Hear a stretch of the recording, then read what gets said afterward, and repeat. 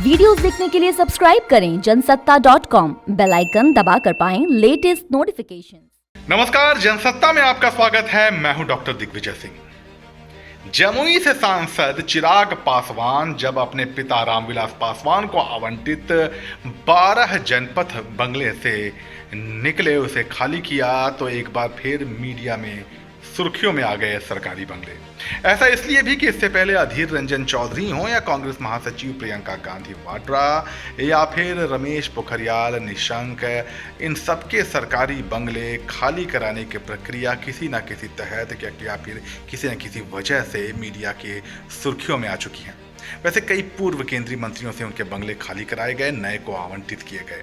अब ऐसे में सवाल ये उठता है कि आखिर वो क्या प्रक्रिया है या क्या नियम है जिसके तहत मंत्रियों को, और यहाँ मैं केंद्रीय मंत्रियों की बात कर रहा हूँ, उन्हें आखिर किस प्रक्रिया के तहत सरकारी बंगले आवंटित किए जाते हैं या उन्हें खाली कराया जाता है। पेश है जनसत्ता की ये रिपोर्ट।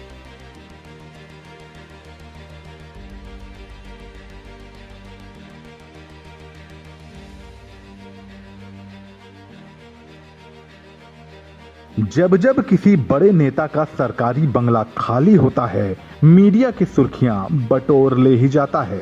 फिर चाहे वो कांग्रेस महासचिव प्रियंका गांधी का सरकारी बंगला खाली करवाना हो या फिर जमुई से सांसद चिराग पासवान का चर्चित बंगला 12 जनपद।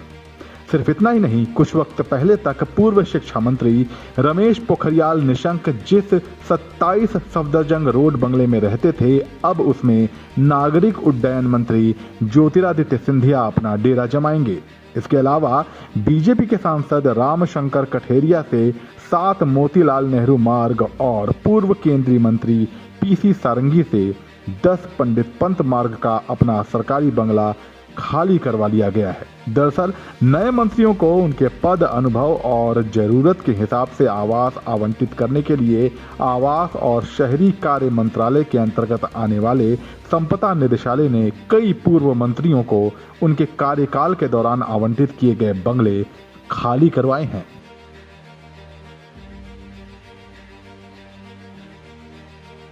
भारत सरकार की पूरे देश में स्थित सभी सरकारी आवासीय संपत्तियों को संभालने और आवंटित करने की जिम्मेदारी संपदा निदेशालय के पास होती है।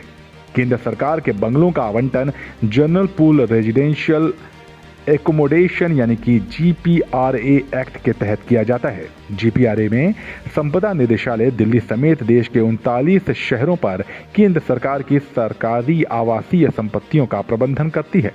सभी केंद्र सरकार के कर्मचारी इस GPRA के तहत घर आवंटित करने की मांग कर सकते हैं।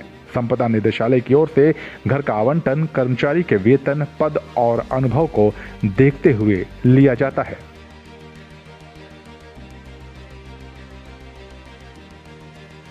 भारत सरकार में केंद्रीय मंत्रियों को भी आवंटन संपदा निदेशालय की तरफ से दिया जाता है, लेकिन लोकसभा और राज्यसभा सचिवालयों की हाउसिंग कमेटियां भी सांसदों को बंगला आवंटित करने में अहम भूमिका निभाती हैं। संपदा निदेशालय के नियमों के मुताबिक केंद्र में मंत्रियों को भी टाइप 8 बंगला आवंटित किया जाता है। इस तरह के बंगलों में 7 कमरे घरेलू सहायकों के लिए अलग से क्वार्टर बने होते हैं।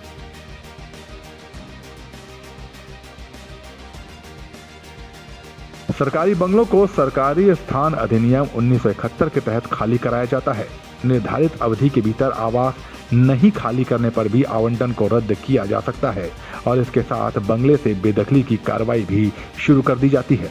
आमतौर पर किसी भी बंगले को खाली कराने से पहले विभाग की तरफ से 30 दिन का नोटिस भी दिया जाता है, मगर कई बार ऐसा भी देखने में आया है कि कुछ नेता सरकारी आवास खाली करने में आनाकानी करते हैं, जैसे कि कांग्रेस सांसद अधीर रंजन चौधरी और चिराग पासवान के केस में देखने को मिल चुका है। आपकी क्या राय है, हमें कमेंट सेक्शन में लिखिए और ऐसे ही काम की जानकारियों के लिए बने रहिए जनसत्ता के साथ।